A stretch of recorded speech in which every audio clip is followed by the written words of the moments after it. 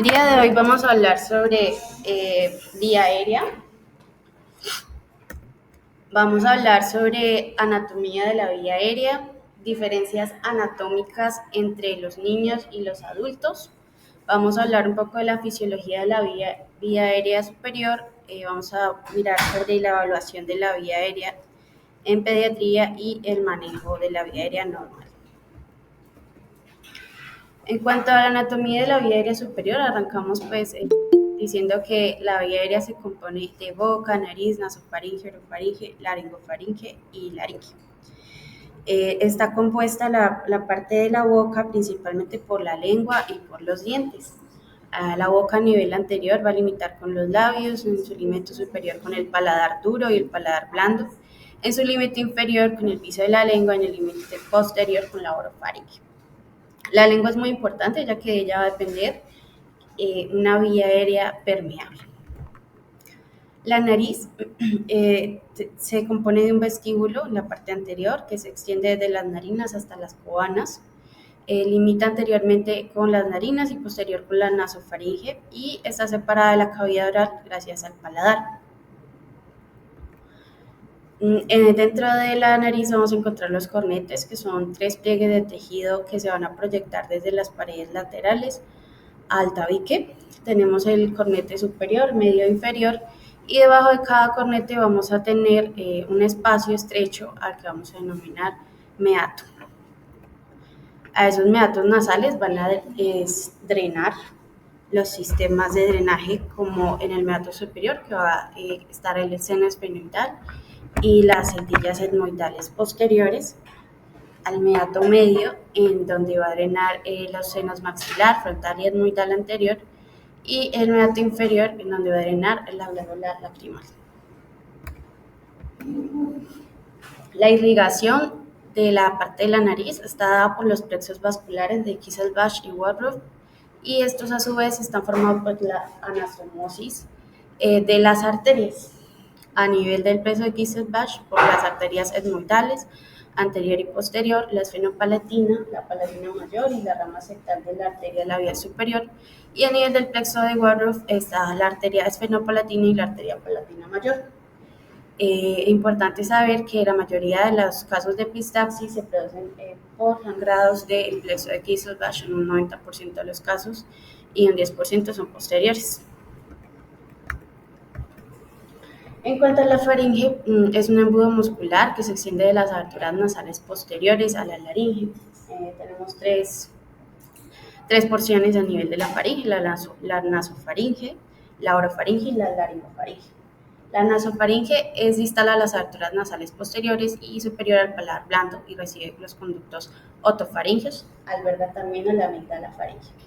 La orofaringe está entre el espacio entre el margen posterior del paladar blando y la epiglotis, y la laringofaringe es posterior a la laringe desde el margen superior de la epiglotis al margen inferior del cartílago cricoides. En cuanto a la laringe, esa estructura pues es la más importante, digamos, en cuanto a vía aérea. La laringe es una cámara cartilaginosa de casi 4 centímetros de largo. La función primaria es alejar la comida y bebida fuera de las vías respiratorias, y como función adicional, gracias a la evolución, tenemos la fonación. Estructuralmente está compuesta de 11 cartílagos, 3 que son solitarios y 4 que vienen en pares. Entonces tenemos solitarios el cartílago epiglótico, el cartílago tiroides y el cartílago cricoides. Y dentro de los pares ya tenemos a los aritenoides, tenemos los cuneiformes, los triticios y los corniculados. Hablando del cartílago epiglótico, tiene una forma de hoja. Se une su cara anterior al cartílago tiroides y en el margen superior de la epiglotis va a estar detrás de la parte faringe de la lengua. La mitad inferior de la superficie posterior de la epiglotis se va a levantar ligeramente y va a formar el trabéculo epiglótico. Aquí lo vemos en esta imagen, la función de la epiglotis, que nos permite coordinar, digamos, las respuestas cuando deglutimos y respiramos. En reposo ya permanece en sentido vertical y durante la deglución los músculos de la laringe la van a jalar hacia arriba y los de la lengua hacia abajo, de tal forma que se cierran las vías respiratorias y se dirige el bolo alimenticio hacia el esófago. El cartílago cricoides es una estructura cerrada, rodea completamente la vía aérea y tiene una forma de anillo en sello. La lámina del cartílago cricoides es ancha, posterior a las vías aéreas, y el arco del cartílago cricoides es más estrecho anteriormente. Por la parte inferior del cartílago cricoides se va a encontrar la parte más estrecha de la vía aérea de los niños, aunque esto, digamos, se ha revelado. Cuando se hicieron estudios inicialmente anatómicos, se hicieron en cadáveres, entonces se había medido, digamos, solamente esa distancia, pero cuando se valoraron ya en vivo con resonancia y con broncoscopia, se dieron cuenta que los tejidos, en realidad, al igual que en los adultos, la glotis era el punto más estrecho de la vía aérea de los niños. Sin embargo, por la elasticidad y extensibilidad de los tejidos, sigue siendo funcionalmente este es el espacio más estrecho de la vía aérea de los niños. El cartílago tiroides tiene una estructura en forma de herradura. En su parte anterior van a converger dos láminas y en su parte posterior va a quedar abierta. Anatómicamente, pues a nivel anterior vamos a tener la escotadura laringea y la escotadura tiroidea superior. En cuanto a los cartílagos laringeos que vienen en pares, tenemos a los cartílagos aritenoides, que tienen una estructura piramidal, tienen tres rebordes, uno donde va la apófisis muscular, otro donde está la apófisis bucal y la parte superior que digamos que es la base en donde se asienta el cartílago cornicular. Luego siguen los cartílagos cuneiformes que tienen forma de palo de golf, son cónicos y estos están suspendidos en la membrana fibroelástica de la laringe. También tenemos los cartílagos triticios, que son más pequeños y están en el borde lateral de la membrana tiroidea. Entonces aquí tenemos los cartílagos. A ver, les muestro, ¿dónde está el ratoncito? Les voy a señalar aquí. Entonces aquí tenemos el hueso hyoides. Perdón, aquí ustedes no lo están viendo, pero allá sí. Aquí tenemos el cartílago tiroideo. Aquí tenemos los cartílagos triticios, los corniculados que están por encima de los aritenoides y los cuneiformes. Los ligamentos extrínsecos de la laringe son importantes porque van a unir a la laringe entre sí y van a formar un sistema de suspensión para la vía aérea superior. Los principales tenemos la membrana tiroidea, la membrana el ligamento cricotiroideo y el ligamento cricotraqueal. La membrana tiroidea suspende la laringe del hueso hyoides, por encima de ella el ligamento cricotiroideo va a suspender el cartílago cricoides del cartílago tiroides y es el lugar en donde van a hacer los procedimientos de traqueotomía. Y está el ligamento cricotraqueal que suspende la tráquea del cartílago cricoides. En cuanto a los ligamentos intrínsecos, entonces estos se van a encontrar dentro de la laringe y van a unir a los cartílagos entre sí. Incluyen a los ligamentos de las cuerdas vocales y de los pliegues vestibulares, también llamadas cuerdas falsas. En la pared interior de la laringe, entonces, tenemos a los pliegues vestibulares superiores que van desde el cartílago tiroides hasta el aritenoides y están soportados por los ligamentos vestibulares. Ellos tienen una función importante cuando deglutimos porque son los encargados de cerrar la laringe. Los pliegues vocales inferiores ya son las cuerdas vocales reales y van a contener los ligamentos vocales. Estos son los que van a producir el sonido cuando el aire pasa entre ellas y ellas vibran. Y también es importante considerar el espacio de la glotis, que es el espacio que existe entre las cuerdas vocales, que es el lugar en donde, digamos, es nuestro objetivo ver en el momento de valorar la vía aérea y la laringoscopia. Entonces aquí vemos la imagen, entonces allí se ve la epiglotis, cómo se vería, digamos, cuando hacen fibrobroncoscopia y digamos que es la imagen que desearíamos ver nosotros a la hora de intubar. la glotis, que es el espacio entre las cuerdas vocales, los pliegues vestibulares, la tráquea más hacia el fondo y los cartílagos corniculados y aritenoideos por debajo. En cuanto a los músculos de la laringe, entonces tenemos músculos extrínsecos y intrínsecos. Los músculos extrínsecos incluyen el músculo homoioideo y el tiroideo. Ellos van a conectar a la laringe con el hueso oioides y la van a elevar durante la deglución. Y en cuanto a los músculos intrínsecos, ellos van a controlar las cuerdas vocales a través de los movimientos de rotación de los cartílagos aritenoideos. Entonces, dentro de estos tenemos a los cricoaritenoideos laterales y los posteriores. Entonces, cuando hay movimiento de los cricoaritenoideos laterales y se produce la aducción, entonces la laringe se cierra. Y cuando hay abducción de los cricoaritenoideos posteriores, entonces ahí va a haber apertura de la vía aérea. En cuanto a la irrigación, entonces la irrigación va a estar dada por las ramas laríngeas de las arterias tiroideas superiores e inferiores. Tenemos la laringea superior, inferior y la posterior.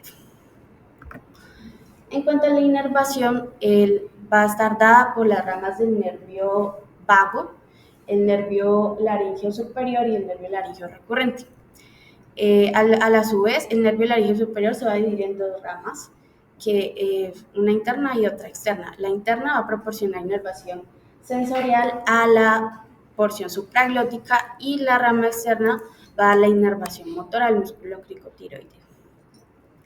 El nervio laríngeo recurrente, por su parte, va a conferirle la inervación sensorial a la laringe subglótica y da la inervación motora del resto de los músculos de la laringe. Aquí tenemos la tráquea.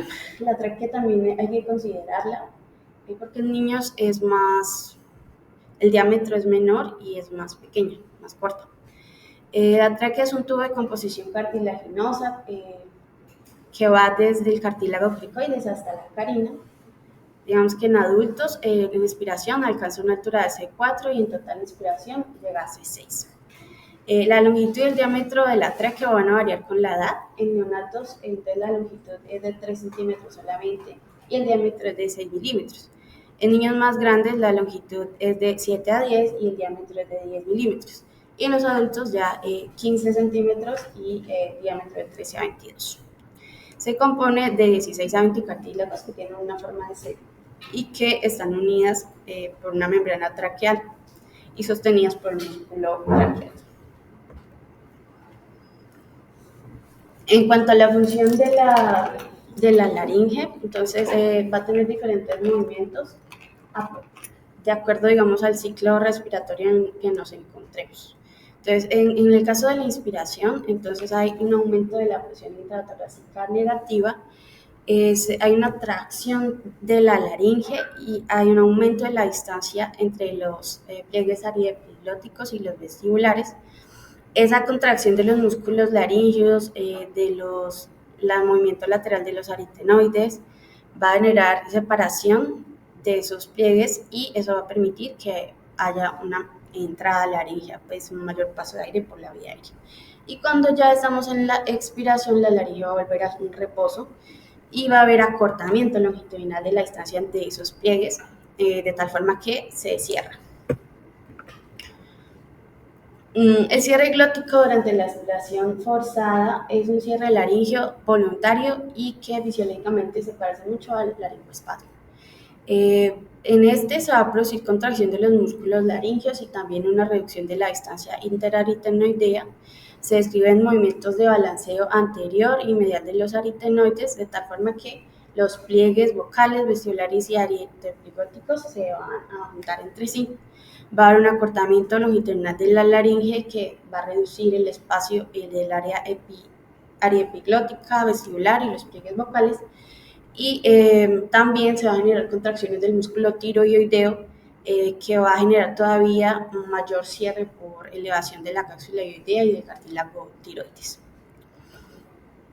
En el laringoespasmo va a haber acompañado a este proceso un esfuerzo inspiratorio que va a separar longitudinalmente los pliegues vocales de los vestibulares, pero no va a haber contracción específica de los músculos, ni del músculo tiroideo, ni del tiroideo.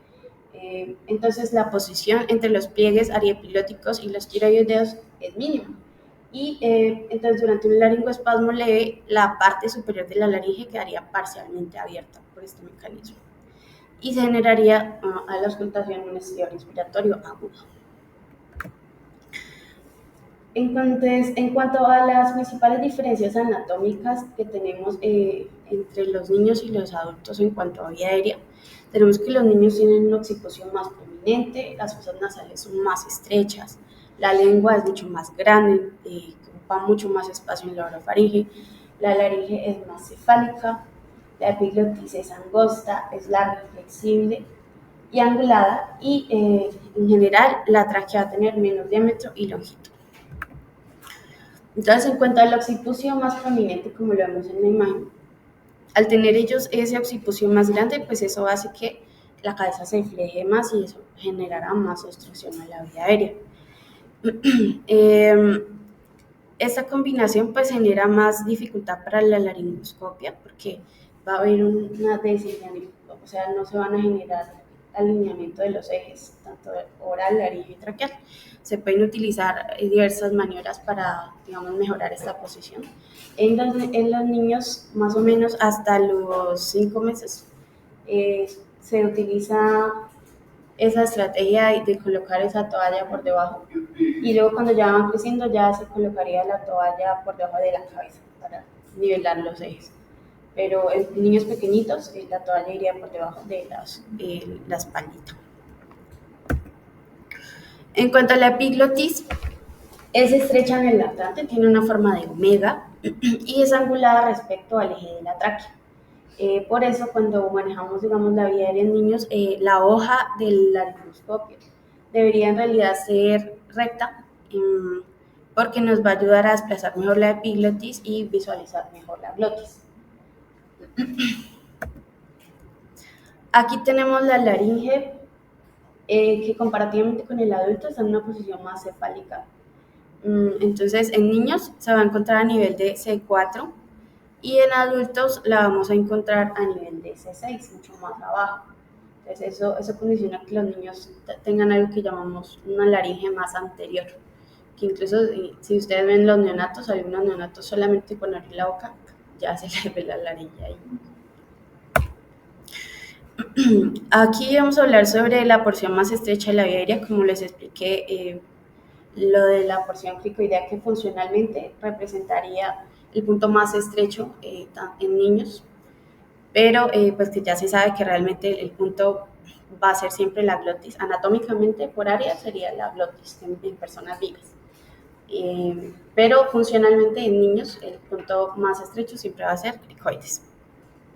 A partir de los 2 años se va a producir un crecimiento lineal de la región subglótica, y de tal forma que más o menos alrededor de los 10, 12 años se va a alcanzar los tamaños del adulto. Es importante saber entonces que esa tráquea es más estrecha, porque entonces cuando hay condiciones de edema de la mucosa traqueal, eso va a generar un declive importante en el área transversal y en el flujo de aire en el niño, por sus diámetros traqueales mucho más reducidos. La tráquea también es más corta en niños que en adultos, como expliqué ya las medidas, pues de acuerdo a lo que hablamos. Y el riesgo de colocar realmente un tubo endotraqueal, pues es en un bronquio, en el bronquio superior derecho, es mayor en niños que en adultos, teniendo en cuenta eso, y que al colocar el tubo, y si no lo fijamos bien, pues que se extube fácilmente también, porque precisamente la tráquea es muy corta. También debemos tener en cuenta los tejidos adenoideos, digamos, de la boca, que pueden, a cierta edad, por ser tan hipertróficos, pues generarnos obstrucción también de la vía aérea, sobre todo en los niños entre 7 a 8 años, en donde este tejido es mucho más grande. También pueden interferir al predisponer por sangrado y por trauma. Otras diferencias importantes es la presencia de dientes temporales flojos, pues obviamente cuando hacemos laringoscopia hay que tener cuidado con los dientes de todo el mundo, tanto adultos como niños, pero en los niños es más fácil que dañemos de que los dientes que están flojos se desprendan y eso se aspire. Entonces, tener cuidado con los dientes de los niños. También tenemos que hablar de algunos aspectos fisiológicos del sistema respiratorio en los niños. Uno es que la respiración nasal es obligada hasta más o menos los 3 meses. También hay que hablar sobre la distensibilidad de la vía aérea en cuanto a las presiones y la capacidad de mantener el trabajo respiratorio ante condiciones de estrés. Entonces, cuanto a la respiración nasal obligada en los lactantes, hasta los 3 meses, la lengua va a descansar contra el techo de la boca y eso va a provocar una obstrucción aérea oral. También pues hay una inmadurez en la coordinación entre el esfuerzo respiratorio y entre la deglución. Y esa capacidad va a ir mejorando a medida que el niño crece.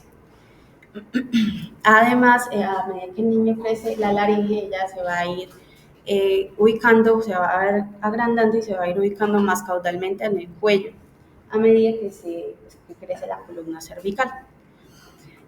Más o menos esto sucede en el niño hasta los 3 meses y a partir de allí ya los niños en un porcentaje considerable ya pueden empezar a respirar por la boca, cambiar de ese mecanismo de la nariz a la boca. Entonces, esto ocurre entre el 8% de los recién nacidos pretérminos de 31 a 32 semanas, en el 28% de los pretérminos tardíos y en el 40% de los atérminos a los 3 meses ya deberían estar haciendo ese mecanismo de cambio de la nariz a la respiración de boca. En cuanto a la fisiología de la vía aérea superior, pues debemos saber que la laringe, tráquea y bronquios de los lactantes se deforman fácilmente con las fuerzas de distensión o compresión. Que la tráquea a nivel intratorácico versus la tráquea extratorácica, ella va a estar sujeta a diferentes presiones.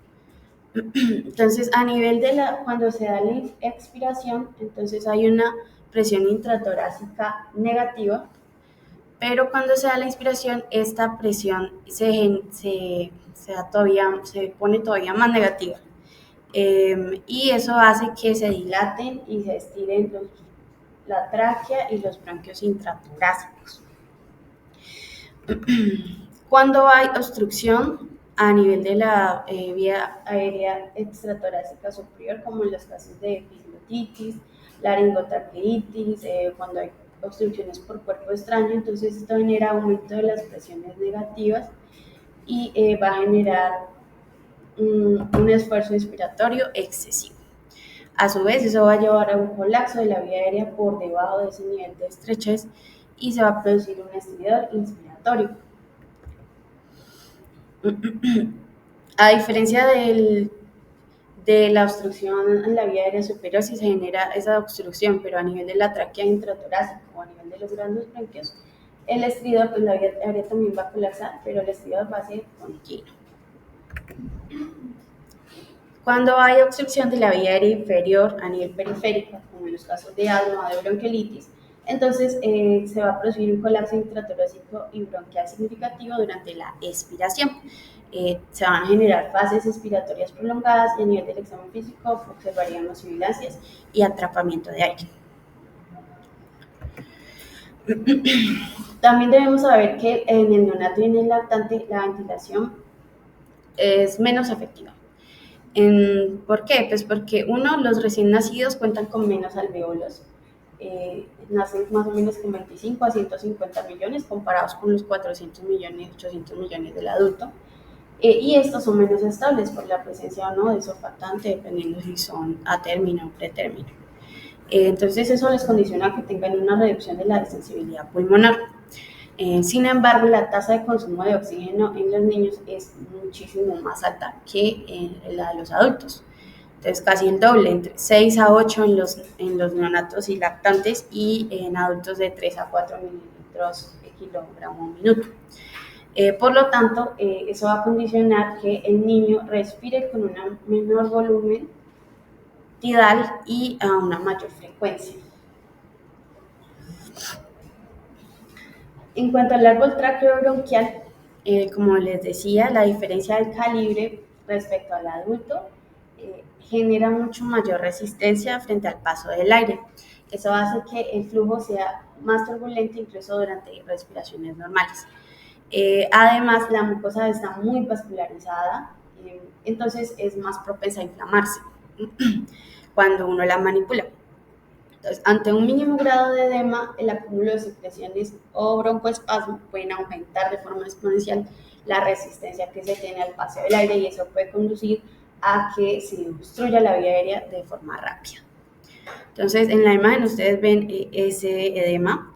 Aquí lo vemos.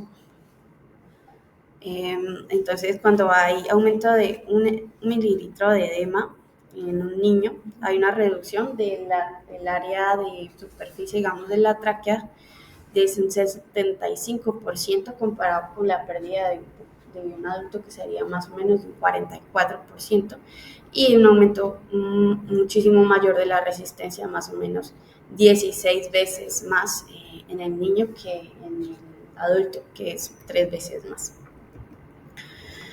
Listo. Vamos a hablar entonces también de que los neonatos, las costillas son más horizontales y eso va a disminuir la expansión torácica. Y la respiración y el mantenimiento de la capacidad pulmonar van a depender mucho entonces de los músculos, tanto el diafragma como los músculos intercostales. Sin embargo, la musculatura de estos músculos es baja en miofibrillas tipo 1, que son los que nos permiten los movimientos repetitivos. Entonces, cuando hay esta disminución de la cantidad de miofibrillas, cualquier condición que conlleve aumento del trabajo respiratorio, pues va a poder causarles fatiga muscular y fracaso respiratorio más fácil. Aquí tenemos en esta tablita la relación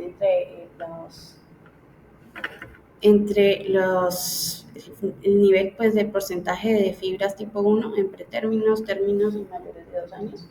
Entonces, si ustedes ven, la relación es mucho menor. Entonces, los pretérminos tienen poquitas, ya van aumentando un 30%, en términos 50% y ya aumentan superior al 60% cuando estamos ya mayor a 2 años.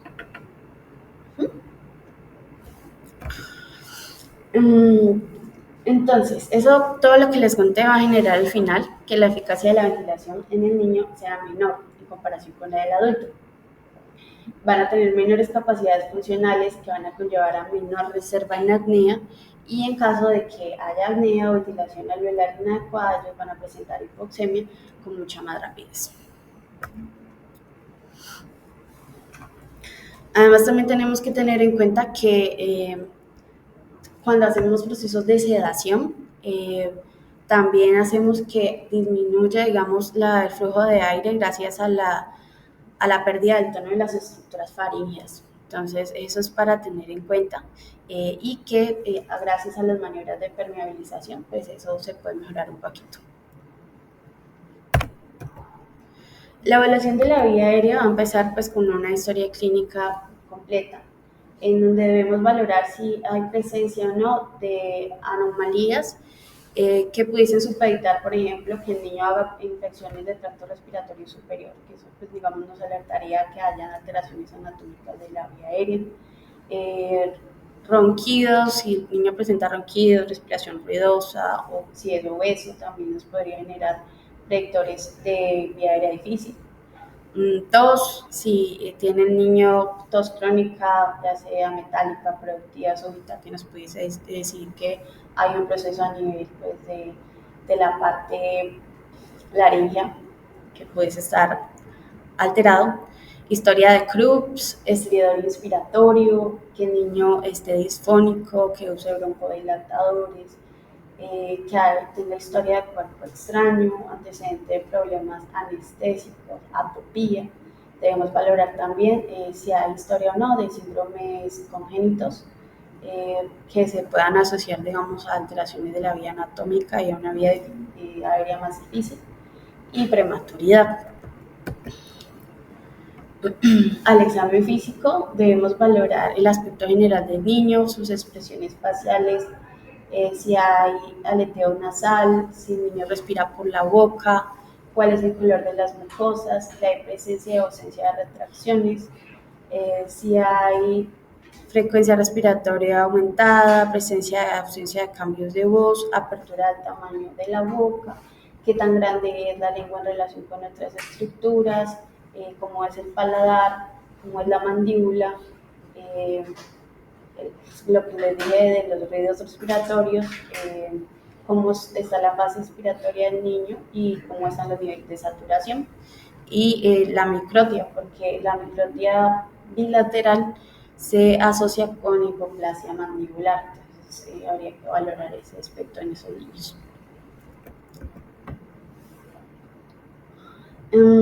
Entonces, dentro de los síndromes congénitos que pudiesen existir asociados con alteraciones de la vía aérea, entonces tenemos la condroplasia, que pudiese generar hipoplasia de la zona de la nariz y de la boca, pudiese generar también macroglosia en el síndrome de Beckwith-Wiedemann, también, por ejemplo, en el hipotiroidismo congénito, que hay también lenguas grandes.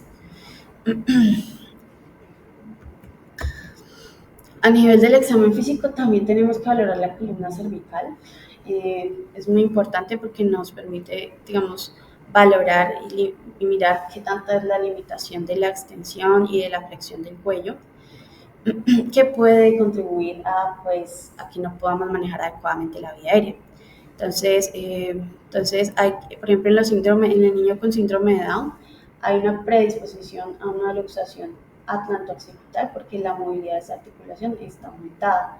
Pero, por ejemplo, en la artritis reumatoidea, por el contrario, los movimientos de flexión-extensión pueden estar reducidos. También, pues, si hay algo traumático, ¿no? Como fracturas, subluxaciones, contracturas, quemaduras. Con tal manejo de la vía aérea, pues tenemos que iniciarlo con maniobras de permeabilización. Entonces, tendríamos que mirar la extensión de la cabeza, la elevación del mentón y realizar la maniobra de protrusión de la mandíbula. Tenemos que hacer estos movimientos con una mínima compresión, digamos, de los tejidos blandos. Casi todos la compresión se debe hacer sobre las partes óseas para evitar pues daños y también teniendo en cuenta que el se pueden generar empeoramientos si no hacemos una maniobra adecuada de la vía aérea. Entonces, en cuanto a, bueno, ahí tenemos las maniobras de extensión y elevación para el alineamiento de los ejes. El manejo básico incluye los objetos como la máscara, las cánulas, oro y nasofaringe. Entonces, hablando un poquito de cada uno de ellos, la ventilación con máscara, a pesar de que se ve tan sencilla, digamos que es una de las cosas que a veces es más difícil lograr si no se escoge adecuadamente el tamaño de la máscara, si no se coloca adecuadamente en el paciente.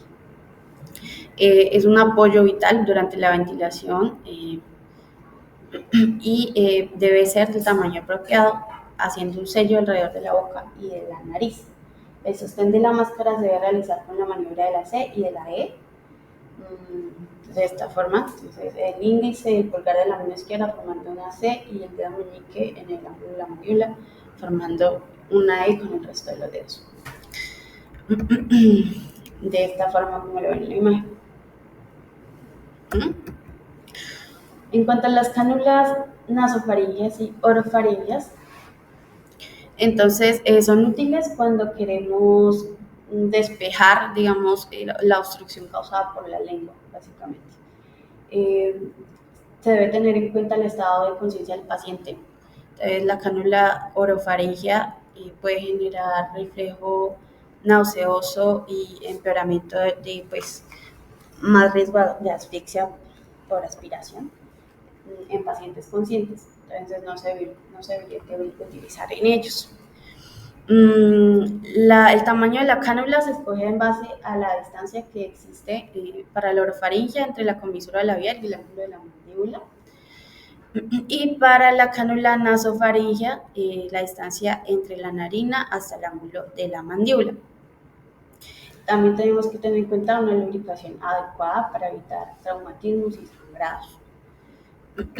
En caso de que escogiésemos nosotros una cánula muy pequeña, pues eso pudiese agravar la obstrucción por, digamos, el desplazamiento de la lengua hacia la parte de atrás. Y si la cogemos muy grande, entonces podemos desencadenar reflejos como el de tos, vómito o laringoespasmo. Entonces, por eso es tan importante la mención adecuada de las cánulas. El manejo intermedio lo hacemos con la máscara laringe y otros dispositivos, aunque no los traje a colación, casi no he visto que los utilicen. Tubo laringio y gel. Entonces me quedé con la máscara laringe. Es una alternativa estándar para manejar la vía aérea durante la anestesia general. Está compuesta por un tubo adaptador de 15 milímetros y una parte distal con una máscara elíptica conectada a un balón y que se infla a través de una válvula piloto. Hay diferentes tamaños y digamos que cuando la vamos a escoger, pues dependerá del peso y del paciente. Cuando se infla, o sea, se introduce el dispositivo y cuando se infla, se va a descansar sobre... Yo no lo cliqué ahí, ahí está. Va a descansar sobre el esfínter esofágico superior, los bordes laterales que van a llenar la fosa piriforme y el borde superior que se va a localizar en la base de la lengua. En realidad es un dispositivo muy útil y que se ha ampliado su uso en los últimos años, la máscara laringe. Ahí entonces les traje lo del tamaño de la máscara. De acuerdo al peso del paciente, entonces se utilizará el tamaño y ellos tienen como digamos, un chancuquito en el tubo mismo, dice los kilos que debe colocar esa máscara. Las ventajas respecto al tubo, entonces, pues esta va a evitar el uso del laringoscopio, va a generar menor trauma de cuerdas vocales, menor invasión al tracto respiratorio, va a eliminar el riesgo de intubación endotraqueal o esofágica, requiere en realidad de un mínimo entrenamiento, es mejor tolerada y tiene una menor incidencia de odinofagia y bacteremia. También genera menores cambios en la función respiratoria y en la presión intraocular y una menor respuesta cardiovascular y simpática a la inserción y a la retirada de la máscara. No la podemos colocar en todos, entonces aquí en el libro del doctor mencionaban estas contraindicaciones. Entonces, que él tenga hernias diatales, que tenga obstrucción intestinal, casos de obesidad mórbida, cuando haya casos de retraso del vaciamiento gástrico, como opiáceos, alcohol, trauma. A nivel pulmonar, si hay niveles de resistencia pulmonar elevada, distensibilidad baja pulmonar, traumas de tórax, ventilación solo con un pulmón. Y a nivel de la vía aérea, que la vía aérea sea fácilmente colapsable, tenga una apertura vocal limitada, diátesis hemorrágica, obstrucción glótica o subglótica y patología faríngea como tumor, abscesos, edema y hematoma. El manejo avanzado pues ya va a incluir intubación orotraqueal y otras medidas más hacia la parte quirúrgica como la cricotirotomía y la traqueostomía. En cuanto a la intubación orotraqueal, entonces aquí tenemos las indicaciones. Entonces, pacientes con estado de shock y que necesitamos ventilación mecánica invasiva, bloqueos neuromusculares, que les vayamos a hacer procedimientos como toracotomías, craniotomía, cirugía cardiovascular, cirugías que comprometan la vía aérea, falla respiratoria, trastornos neurológicos con Glasgow menor a 9, que tengan dificultad para mantener la vía aérea con otro método y que requieran de reanimación cardiopulmonar avanzada. Entonces, para realizar la laringoscopia directa, tenemos que colocar al paciente en posición de olfateo, extender la cabeza del paciente y alinear los ejes de la boca, la faringe y la laringe, y elevar el occipucio para que se rectifique el eje, digamos, de la tráquea. Esto, pues digamos que en los niños lactantes, como les dije, se logra cuando colocamos una toalla o un rollito por debajo de los hombros. Eso pues lo logramos así. Y en los niños más grandes, al igual que en los adultos, eso se logra así también. Pues hacemos las dos maniobras, pero podemos facilitarlo con algo por debajo de la cabeza, como para nivelar los ejes. Respecto a hojas rectas versus curva, eh, depende realmente de la edad. Digamos que en los niños más pequeñitos se considera la utilización de las rectas como mejores, digamos, por las características de la epiglotis que ya hablamos. Mm, pero algunas personas a partir de los 3 años ya empiezan a utilizar la curva, digamos que ya se va pareciendo un poquito más a la de los adultos.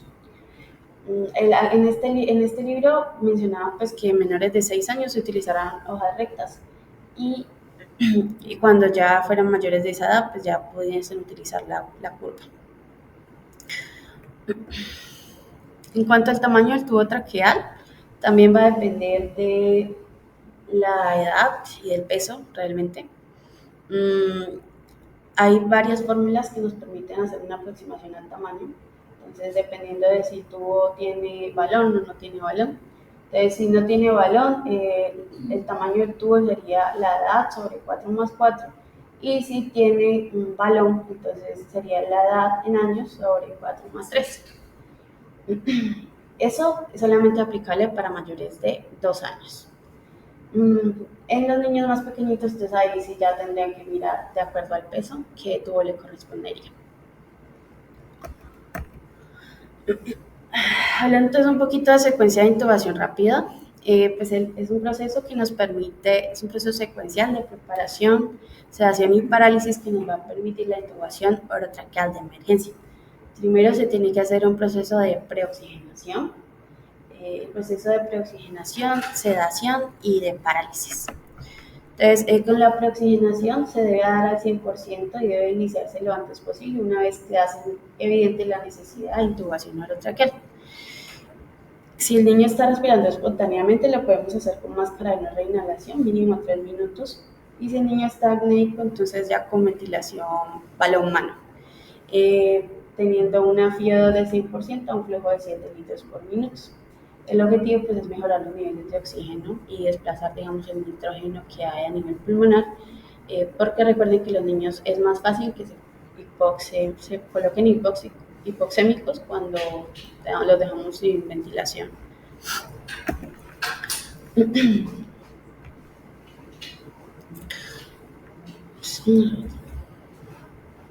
Bueno. En cuanto a la sedación, entonces nos va a permitir proporcionar amnesia, inconsciencia. Entonces tenemos varios medicamentos que podemos utilizar. Dentro de ellos está el etomidato, la ketamina, el propofol, midazolam y el fentanilo. Hay algunas indicaciones para cada uno. Por ejemplo, para el etomidato, no lo podemos utilizar de rutina en pacientes con shock séptico porque genera una supresión transitoria de la parte corticoadrenal. Lo podemos utilizar en pacientes que tengan inestabilidad hemodinámica, al igual que la ketamina. Las dosis para etomidato son de 0.3 miligramos por kilo intravenoso y para ketamina de 1 a 2 miligramos kilo intravenoso. El propofol y el midazolam pueden interferir con la parte del estado hemodinámico, causan hipotensión, entonces solamente deberían ser utilizados en pacientes que estén estables. Entonces, por ejemplo, los pacientes con estado epiléptico pudiese ser una opción, propofol y midazolam. Listo. En cuanto a la parálisis, los agentes pues, paralíticos van a generar una relajación muscular completa y van a facilitar el procedimiento de intubación. Tenemos dos, digamos, ideales, como la succinilcolina y el rocuronio. El rocuronio sería ideal porque no generaría, digamos, los efectos adversos que generaría la acetilcolina, pero hay que tener en cuenta que solamente se pudiese usar si tenemos el reversor del rocuronio, porque este tiene un efecto mucho más prolongado. Entonces, si tenemos su gamadez, pues si tenemos ese agente, entonces podríamos utilizar rocuronio. Si no, entonces es preferible utilizar la succinilcolina a pesar de sus efectos adversos. La técnica de intubación, entonces pues tenemos que avanzar la hoja del laringoscopio bajo visión constante a lo largo de la superficie de la lengua. Debemos colocar la punta de la hoja directamente en la vallécula, pues eso en los grandes, ¿no? En los niños tenemos que pinzar la epiglotis y tenemos que correr la lengua con el laringoscopio y exponer la abertura glótica. Una vez que ya la veamos, entonces ahí es cuando, sin perder de vista la glotis, vamos a introducir el tubo. La longitud de inserción va a depender de varias cosas, digamos que el tamaño del niño, pero hay una fórmula práctica que solo la coloqué, solo esta, porque era muy práctica, y es el diámetro interno del tubo por 3, y eso nos daría los centímetros de inserción del tubo. Para confirmar el posicionamiento del tubo, entonces tenemos que evaluar clínicamente cómo está el paciente. Si tenemos disponibilidad de capnografía, pues podemos utilizarla, y la radiografía de tórax, pues en todo caso. Entonces es importante saber que visualizar el paso del tubo endotraqueal por las cuerdas vocales pudiese ser tan preciso como la capnografía. Y a nivel del examen físico, pues tenemos que valorar la elevación simétrica del tórax, la auscultación en ambos campos, y si se forma una columna de vapor. Existen múltiples complicaciones asociadas a la intubación orotraqueal para tener claro, entonces dentro de ellas lesiones de la vía aérea superior y traumas nasales, audición de los dientes, laceraciones traqueales, perforaciones, hipoxemia, intubaciones en el esófago, intubaciones selectivas, broncoaspiración, necrosis traqueal, edema glótico, croup y estenosis laringotraqueal.